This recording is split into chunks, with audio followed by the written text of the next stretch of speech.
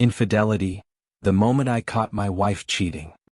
My name is Daniel Hayes, and until recently I thought I understood what it meant to love someone completely. For 10 years my wife Emily had been the center of my world, my partner in laughter, my anchor through hardship, and the quiet melody that filled every corner of my life. Emily wasn't just beautiful, she was magnetic. The kind of woman whose smile could draw attention without trying. She had this effortless grace. The way she brushed her hair behind her ear when she was thinking, the way she hummed softly while painting, lost in her own world. I used to watch her from across the room, feeling grateful that somehow she had chosen me. We met during our university years, two ambitious souls studying late in a library that smelled of old books and coffee. She spilled her latte on my notes. I made a joke about her clumsiness. That moment became the start of something that felt unshakable. 4 years, we built a life that looked solid from the outside.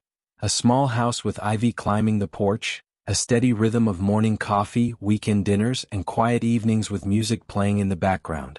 To anyone else, we were the picture of contentment. But contentment can be deceiving.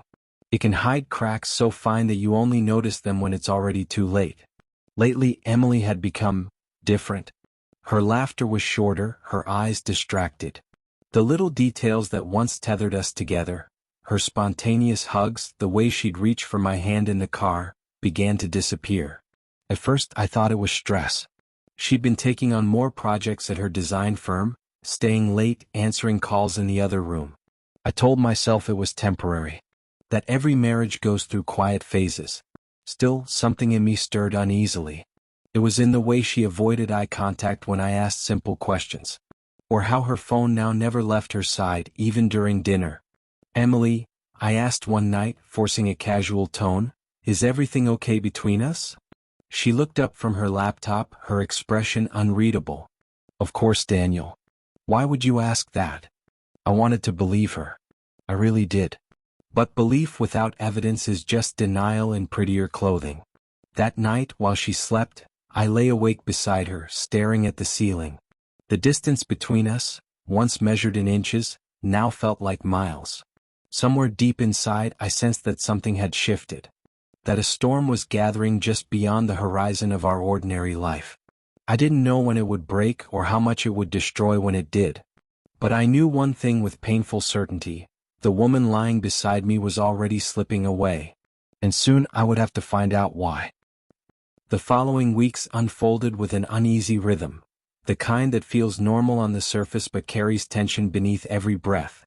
Emily and I still moved around each other like a couple, but our connection had turned mechanical, stripped of warmth and ease. She'd wake early, leave a perfunctory kiss on my cheek, and rush off before I'd even poured my coffee.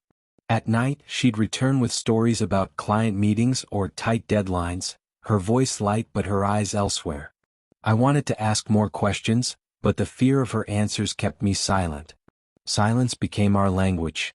I started noticing small inconsistencies. A faint scent of unfamiliar cologne clinging to her scarf, lipstick smudged unevenly though she'd claimed to be at the office. Once, when I hugged her, she flinched, almost imperceptibly, like a stranger caught off guard. The house that once echoed with laughter now pulsed with unspoken tension. Dinner conversations thinned into routine phrases. "How was your day?" "Fine." "Need anything?" "No."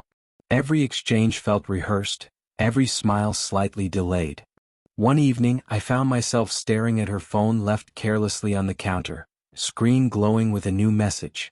The temptation to read it was unbearable, like standing at the edge of a truth I wasn't ready to face. But before I could act, she appeared, snatching it up with a practiced smile. "Just work stuff," she said quickly. Her tone was casual, but her hands trembled as she slipped the phone into her bag. That was when I realized, lies don't always arrive loudly. Sometimes they whisper.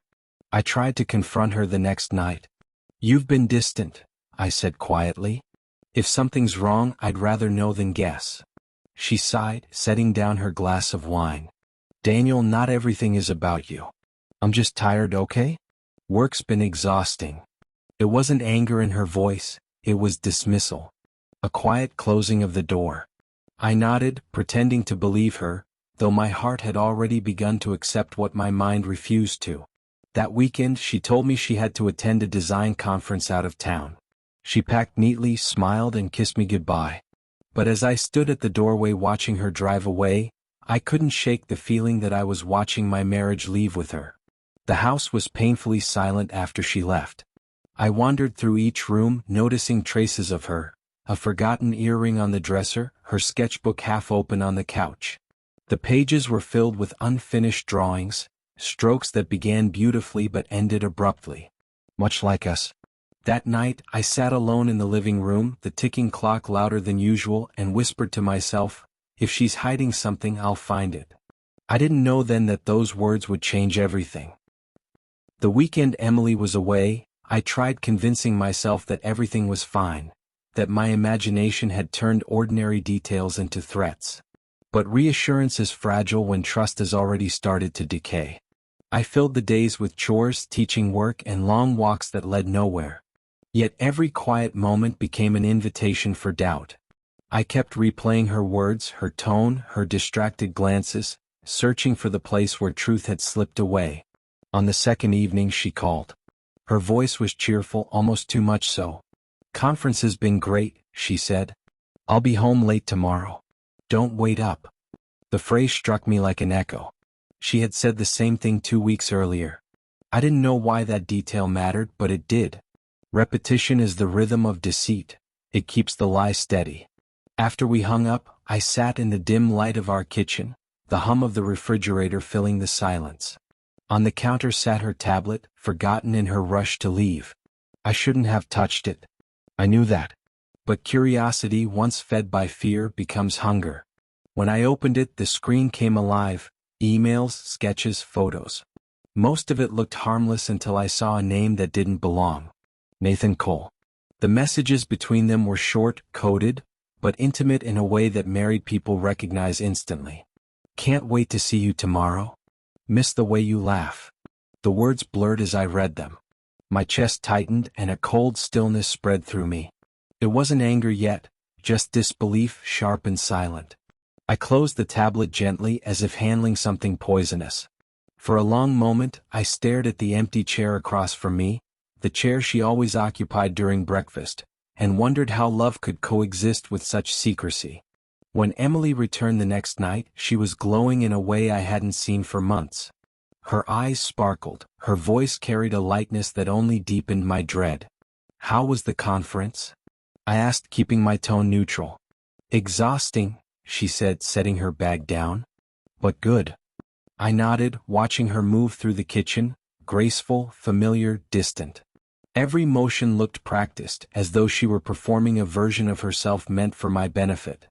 That night, while she slept, I sat by the window, listening to her steady breathing. The room smelled faintly of her perfume, sweet, floral, and suddenly unbearable. The doubt had transformed into certainty. Something was happening, and I could no longer pretend not to see it.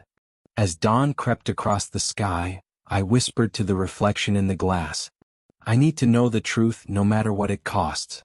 And with that quiet vow, the course of my life began to shift. The following Thursday, Emily told me she'd be working late again. Her voice was calm, her expression practiced, but I could feel the strain beneath her composure, like a note held too long. This time I didn't ask questions. I just nodded, kissed her cheek, and watched her leave. Then I waited 10 minutes before following. The city was washed in twilight, the streets glimmering from a recent rain. I kept a steady distance, headlights off, heart thudding in rhythm with every turn she made. When she finally parked, I realized where she was, nowhere near her office. It was a small restaurant tucked behind an art gallery, one of those intimate places designed for quiet conversations. Through the glass I saw her. And across from her sat a man I didn't recognize, tall, confident, the kind of presence that demanded space without trying. They talked closely, smiling in a way that once belonged to me. When he reached across the table to brush something from her cheek, I felt the air leave my lungs. I could have walked in right then. I could have made a scene, demanded answers, shattered the illusion publicly. But something in me hesitated, not out of mercy but disbelief. I needed more than sight. I needed certainty. After dinner they left together. I followed them as they walked, unhurried, their shoulders brushing in that familiar way lovers move when the world no longer matters. When they reached a nearby hotel, she paused, looking around almost as if sensing the weight of her actions, then followed him inside. That was my confirmation. I sat in the car outside, the engine off, my hands gripping the steering wheel so tightly that my knuckles turned white. A strange calm settled over me, the kind that only arrives when there's nothing left to protect. An hour passed before she emerged, alone. Her hair was slightly tousled, her gaze distant. She looked almost relieved. When she arrived home, I was waiting in the living room. The clock ticked softly between us. "How was work?" I asked, my voice steady, almost casual. She froze just for a moment before offering that same practiced smile. "Busy as always." I met her eyes. "I saw you, Emily." The smile fell away. Silence thickened the air. She tried to speak, but words faltered on her tongue. Tears welled, but they came too late, far too late to wash away the truth. I didn't shout. I didn't accuse. I just looked at her, the woman who had shared my bed, my dreams, my life, and realized I no longer recognized her. The truth had a shape now, solid and irreversible. And in that moment I understood something devastatingly clear. Sometimes the person you love most becomes the ghost that haunts you while they're still alive. The days that followed felt like walking through fog. Familiar shapes blurred, sounds softened, and time stretched into something unrecognizable. Emily and I lived under the same roof, but the silence between us had grown too vast to cross. Words had lost their meaning, apologies came too late. She tried to explain, of course. There were tears, broken sentences, and the endless repetition of "I didn't mean to hurt you." But betrayal isn't just about intent, it's about choice.